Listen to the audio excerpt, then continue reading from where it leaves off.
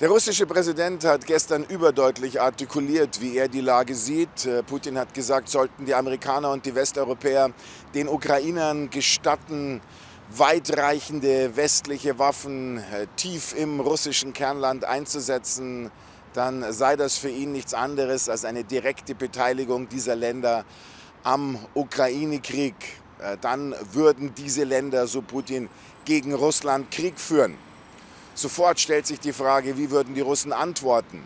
Und immer wieder kommt da auch der Gedanke auf, taktische Atomwaffen könnten eingesetzt werden, um den Westen abzuschrecken. Doch ich glaube nicht, dass es dazu im Augenblick kommen wird. Und zwar aus dem einfachen Grund heraus, weil China und Indien absolut dagegen wären, dass Putin taktische Atomwaffen einsetzt. Und das Ganze könnte schwere wirtschaftliche Konsequenzen für den russischen Präsidenten haben, wenn es dann zu substanziellen Streitigkeiten mit China und Indien kommen sollte. Von daher denke ich nicht, dass Putin zum Äußersten greifen wird. Das ist aber auch nur meine persönliche Einschätzung. Ich denke vielmehr, dass der russische Präsident den hybriden Krieg gegen den Westen ausweiten könnte.